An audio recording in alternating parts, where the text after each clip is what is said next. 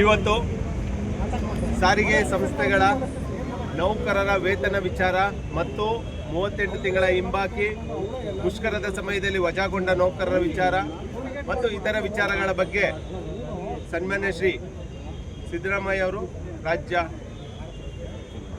ಕರ್ನಾಟಕ ರಾಜ್ಯದ ಮಾನ್ಯ ಮುಖ್ಯಮಂತ್ರಿಗಳ ಅಧ್ಯಕ್ಷತೆಯಲ್ಲಿ ಸಾರಿಗೆ ಸಚಿವರಾದ ರಾಮಲಿಂಗಾರೆಡ್ಡಿ ಸಾಹೇಬರು ಮತ್ತು ಗೃಹ ಮಂತ್ರಿಗಳಾದ ಪರಮೇಶ್ವರ್ ಸಾರು ಮತ್ತು ನಮ್ಮ ಸಂಸ್ಥೆಯ ಅಧ್ಯಕ್ಷರುಗಳು, ಉಪಾಧ್ಯಕ್ಷರುಗಳು, ನಮ್ಮ ವ್ಯವಸ್ಥಾಪಕ ನಿರ್ದೇಶಕರ ಉಪಸ್ಥಿತಿಯಲ್ಲಿ ಇವತ್ತು ಸಾರಿಗೆ ಸಂಸ್ಥೆಗಳ ನೌಕರರ ಒಂದು ಸಮಸ್ಯೆಗಳ ಇತ್ಯರ್ಥಕ್ಕೆ ಒಂದು ಸಭೆಯನ್ನು ನಡೆಸಿದ್ರು.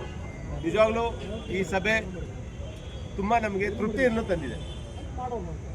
ಸನ್ಮಾನ್ಯ ಮುಖ್ಯಮಂತ್ರಿಗಳು ನಮ್ಮ ಎಲ್ಲ ಕಷ್ಟ ನಷ್ಟಗಳನ್ನು, ನಾವು ಏನು ಒದಗಿಸಿದ್ವಿ ದಾಖಲೆಗಳನ್ನು, ಅಂಕಿಅಂಶಗಳನ್ನು ಗಮನವಿಟ್ಟು ಕೇಳಿದ್ದಾರೆ ಮತ್ತು ಪ್ರಣಾಳಿಕೆ ವಿಚಾರವಾಗಿ ತಾವು ಕೊಟ್ಟಿರುವ ಭರವಸೆಯನ್ನೇ ಮಗದೊಮ್ಮೆ ಅವರು ಮೆಲುಕಾಕುತ್ತಾ ಸಾರಿಗೆ ನೌಕರರ ಕಷ್ಟಗಳನ್ನು ಅರ್ಥೈಸಿಕೊಂಡು ನಮ್ಮ ಸಮಸ್ಯೆಗಳ ಬಗೆಹರಿಸುವ ಬಗ್ಗೆ ಮಾತಾಡಿದ್ದಾರೆ. ಸೊ ನಮಗೆ ಈ ಸಭೆ ತೃಪ್ತಿ ತಂದಿದೆ. ಸೊ ಇವತ್ತು ಯಾವುದೇ ಒಂದು ನಿರ್ಧಾರ ಆಗಿಲ್ಲ. ಈಗ ಜಂಟಿ ಕ್ರಿಯಾ ಸಮಿತಿಯವರು ಇರ್ಬೋದು, ನಾವು ಒಕ್ಕೂಟದವರು ಇರ್ಬೋದು, ಮತ್ತು ನಮ್ಮ ವಿಜಯ್ ಕುಮಾರ್ ಸರ್ ನಮ್ಮ ಜೊತೆಲಿದ್ದರು, ಅವರೂ ಸರಿ, ನಾವೆಲ್ಲ ಪ್ರೆಸೆಂಟೇಷನ್ನ ಎಲ್ಲನೂ ಆಗು ಹೋಗುಗಳನ್ನ ತಿಳ್ಕೊಂಡವ್ರೆ.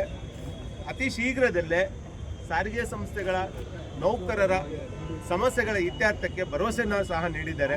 ಸೊ ನಾನು ಈ ನಿಗಮ ಚಾನೆಲ್ ಮುಖಾಂತರ ತಮ್ಮೆಲ್ಲರಿಗೂ ತಿಳಿಸೋದೇನಂತೆ, ನೌಕರರಿಗೆ ಆತಂಕ ಪಡಬೇಡಿ, ಯಾವುದು ಗೊಂದಲ ಪಡುವಂಥ ವಿಚಾರಗಳೇನೂ ಇಲ್ಲ. ಯಾರೋ ಈಗಾಗಲೇ ಸಾಮಾಜಿಕ ಜಾಲತಾಣದಲ್ಲಿ ಹಂಗಾಗೋಯ್ತು ಹಿಂಗಾಗೋಯ್ತು ಅಂತೆಲ್ಲ ಆಗ್ತಾ ಇದ್ದಾರೆ. ಅದೆಲ್ಲ ಯಾವುದೇ ವಿಚಾರಗಳು ನಡೆದಿಲ್ಲ, ಎಲ್ಲ ಊಹಾಪೋಹಗಳು. ನಾವು ಏನು ನಮ್ಮ ಗೌರವಾಧ್ಯಕ್ಷರು ರಾಧಾಕೃಷ್ಣ ಸಾರು, ಶಿವಶಂಕರ್ ಸಾರು, ಮತ್ತು ನಾಗರಾಜ್ ಸಾರು, ಗೋರ್ಶೆಟ್ರು, ಜೀವನ್ ಮಾಟಿ ಸಾರು, ನಮ್ಮ ಸುಲೋಚನಾ ಮೇಡಮು, ಬ್ಯಾಟರಾಜು ಅವರು, ಶಿವಶಂಕರಣ್ಣ, ಶಿವಕುಮಾರಣ್ಣ, ಇವರೆಲ್ಲರೂ ನಾವು ಸಮರ್ಪಕವಾಗಿ ದಾಖಲೆಗಳ ಸಮೇತ ಮಾನ್ಯ ಮುಖ್ಯಮಂತ್ರಿಗಳ ಮುಂದೆ ನಮ್ಮ ಏನು ವಿಚಾರಗಳಿದೆ, ನೌಕರ ವಿಚಾರಗಳು ಎಲ್ಲನೂ ಸಬ್ಮಿಟ್ ಮಾಡಿದ್ದೀವಿ. 38 ತಿಂಗಳ ವೇತನದ ಹಿಂಬಾಕಿ, ಸರಿಸಮಾನ ವೇತನ, ಮುಷ್ಕರದಲ್ಲಿ ವಜಾಗೊಂಡ ನೌಕರರ ವಿಚಾರ ಮತ್ತು ಚುನಾವಣೆಗಳ ವಿಚಾರದಲ್ಲಿ ನಾವೆಲ್ಲವನ್ನು ಸಾರಿಗೆ ಮಂತ್ರಿಗಳ ಮುಖಾಂತರ ಮುಖ್ಯಮಂತ್ರಿಗಳಿಗೆ ಮನವರಿಕೆ ಮಾಡಿಕೊಟ್ಟಿದ್ದೀವಿ ಅಂತ ಈ ಮುಖಾಂತರ ಹೇಳ್ತೀವಿ. Thank you. KSRTC ನೌಕರ ಸಂಘದ ನಮಸ್ಕಾರಗಳು.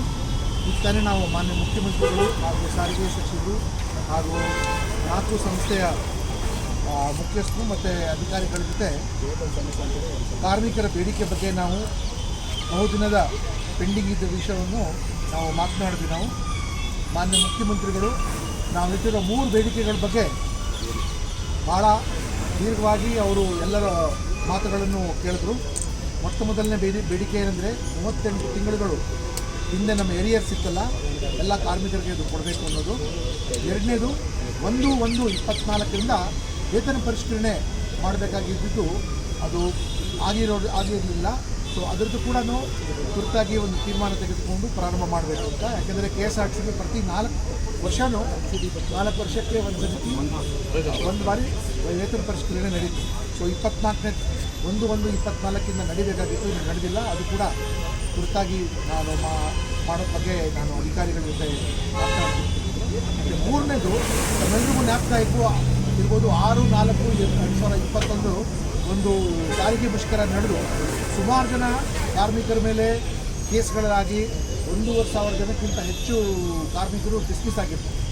ಸೊ ಡಿಸ್ಮಿಸಲ್ಲಿ ಕೂಡ ಕೆಲವು ಸರ್ತಿ ಇಲ್ಲಿಗಲ್ ಆಗಾಯಿತು, ಒಂದೇ ಪೇಪರಲ್ಲಿ ಎಷ್ಟು ಜನ ಡಿಸ್ಮಿಸ್ ಮಾಡಲಾಯಿತು. ಮತ್ತು ಸುಮಾರು ಜನ ಕಾರ್ಮಿಕರು ಕೋರ್ಟ್ ಹೋಗಿ ವಾಪಸ್ ಬಂದರು, ಕೆಲವರು ಲೋಕಾದಾಲತ್ ನೋಡೋ ವಿಚಾರಗಳು.